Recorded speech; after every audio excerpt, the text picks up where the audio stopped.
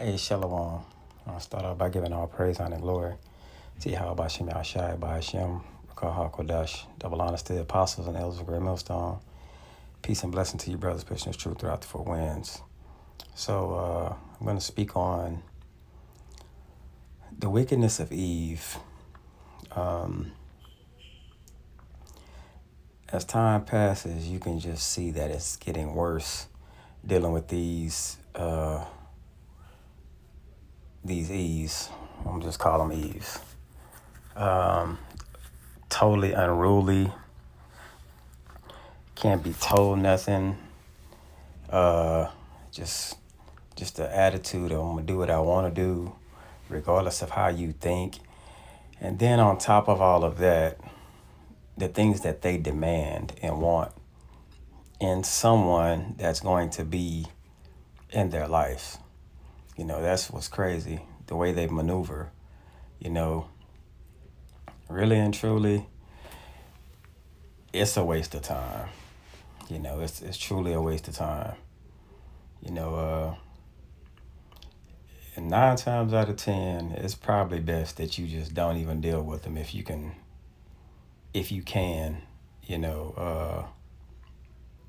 just ride this ride out in a mind frame of just focusing on the kingdom and just having all of that when it's restored into us in its rightful sense, when they're in their rightful sense. But I went to the book of Ecclesiastes, the 7th chapter, and it says, I applied mine heart to know and to search and to seek out wisdom and the reason of things and to know the wickedness of folly, even of foolishness and madness. And I find more bitter than death the woman. So for the wisest man who the Father gave wisdom to, knowledge, wanting to know everything. So this lets you know when you get wisdom and knowledge from the Creator, this is what you get. You get knowledge from the Creator.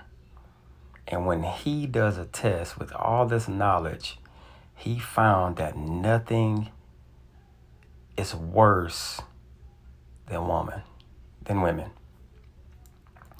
More bitter than dying. Like, man, when you read this and you put it in when you put it in its proper perspective, when you get the context of just reading and understanding that he's telling you really and truly, it's nothing worse than women. It's nothing on this planet worse than women, because of what supersedes death. He went to the extremity to show you that nothing is worse than women. Because dying, that's the end of your ride here. He says nothing is worse than that. You can't go no further when he's describing how bad Eve is. And that's something. Whose heart is snares and nets. Their minds is always into trapping, and the way that they think, it's always going to be a trap. Okay? And her hands as bands. So her mentality and the way she moves, it's always going to be a trap or some kind of conniving mentality when it comes to her. Okay? It says, whosoever pleaseth the Most High shall escape from her. So if you're going to please the Most High, he's going to get you out of that situation. But the sinner shall be taken by her.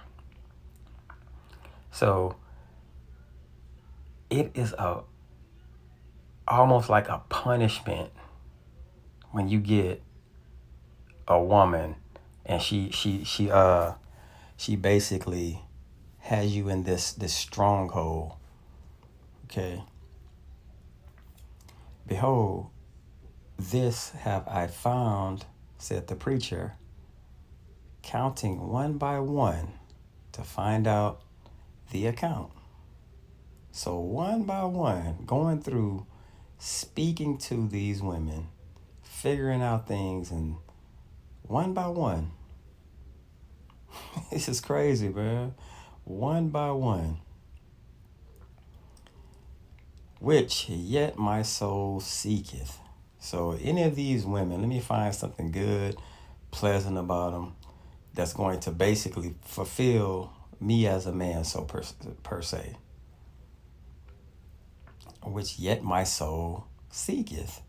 So let me see if I can find anyone that can, any of these women that's going to basically satisfy me when it comes to making everything about me.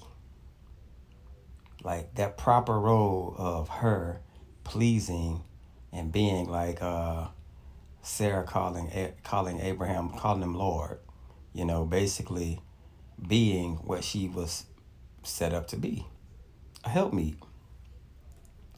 So he's going through one by one, seeing if any of them falls and fits into this category. He says, but I found not one. He says, but I find not. Okay. He says, one man among 1,000 have I found, but a woman among all those have I not found. So for all of these, he found one good man, but it was no good women. None. Absolute zero. Which is amazing, but it's not surprising though. It says, lo, this only have I found, that the Most High hath made man upright, but they have sought out many inventions. Okay.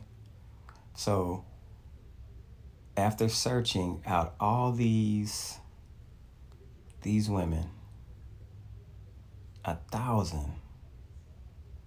Imagine going through 1,000 women and only finding out of 1,000 women, none of them. That's a lot of women. 1,000 women and not one of them were right. That's amazing, man, but it's not surprising. This is Sirach, or Ecclesiasticus 25. I had rather dwell with a lion and a dragon than to keep house with a wicked woman. Now, if we see King Solomon went through 1,000 and didn't find one, and you go to Ecclesiasticus, and he said, I had rather dwell with a lion and a dragon than to keep house with a wicked woman, knowing that your chances of getting a wicked woman is very great, because the smartest man to walk the planet just basically told you that none of them's right. So you put that two and two together, and it's equaling exactly what it's supposed to. None of them aren't going to be right. So he's talking about, I'd rather fight, like, man, living, dwell, or be in the presence of a dragon and a lion than to keep house with a wicked woman. Like, you're putting yourself in death situations than to deal with a woman.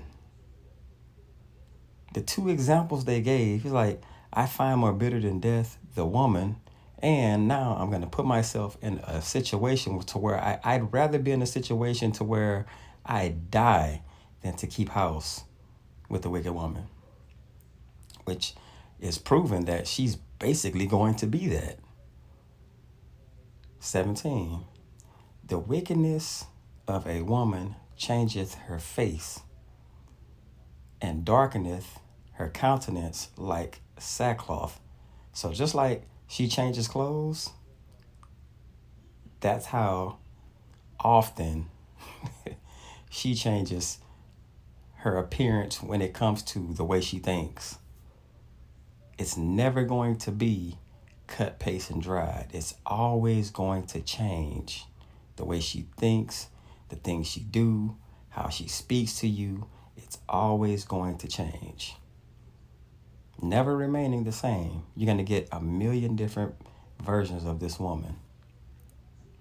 Especially today, you know, all of these, like Jacob going to a chick and her being so wicked, Jacob shoot up the club per se, and then another one shoot up the club per se, then another one, and all those energies from him releasing in her, that stays inside of her, and that's different. That's different spirits inside of her. So she may act like this dude one day, the next day she's acting like this dude, because all of that's a part of her now. Okay. It says, her husband shall sit among his neighbors, and when he heareth it, shall sigh bitterly, like, oh shit, man, come on, bro. He just like, oh man, come on. You could just see it. Like, oh, here we go with this, man. Yesterday she was cool. Here she come with this person. And he just signed like, oh man, I gotta deal with this. 19, all wickedness is but little to the wickedness of a woman. Let the portion of a sinner fall upon her. So, if you're wicked, that's what the Lord's gonna give you. That's the portion. That's gonna, you're gonna get her. You're gonna get the ones that's like super unruly, but that you're a sinner. So you're gonna get that wicked woman, which right now we're dealing. If you deal with Eve, you're gonna get the best of the worst, which still is bad. So it's almost like, man, I'd rather not, you know. 20. I love this verse. As the climbing up a sandy way is to the feet of the aged, so is a wife full of words to a quiet man. Imagine a man 70 years old trying to climb up a mountain with sand coming down. Like you're trying to walk, like you're trying to climb up and everything is pulling down. So imagine a 7-year-old man, first of all, trying to climb up, and it's comparing the climbing up of a sandy way. Sand is coming down. Gravity is pulling it down. Now imagine you climbing up. You got, first of all, you're old. You got sand falling in your eye. And you're trying to find the next place to touch to climb up. That's how difficult it's saying that is. Okay? To a quiet man, he just wants peace. But she's going to consistently bring these harsh ways and like things to his life that's going to always pull him down. And these are examples in the Bible.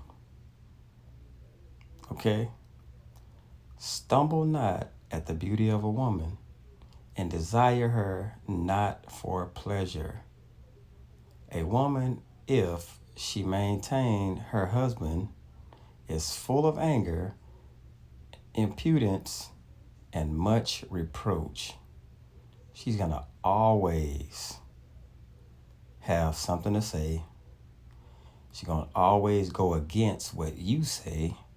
You could tell her this, and it's a video that I watched, and it was Issachar and his wife, and it was a game. It was a cup game. So the colors, you had to line the colors up, and every time he took the cup and put it on the right one, she, just being spiteful that he actually got it right, she would move the cup and he was like, no, it's this one. And she was arguing it. So he got all of them right and she still was mad that he was the one that got it. And it just shows you that these scriptures are spot on. Okay? They do things just because it's just in their nature to be wicked like that. Okay? It says, a wicked woman abateth the courage, maketh an heavy countenance and a wounded heart. A woman that will not comfort her husband in distress maketh weak hands and feeble knees. So all they're going to do is add to the distress. All they're going to do is add to it. They're not going to try to give encouragement, and help in the situation. It's just, well, you should have did this. You know what I'm saying? It describes Eve to a T, bro. It says, of the woman came the beginning of sin, and through her we all die. And from the beginning all the way to now, and Satan understands that these women are the weaker vessel. So who does he attack to get to you? You got it, her. Okay, I pray that this was edifying. I want to give all praise and glory to Yahweh Shem Yahshai by Shem Rakah HaKodash. Shalom.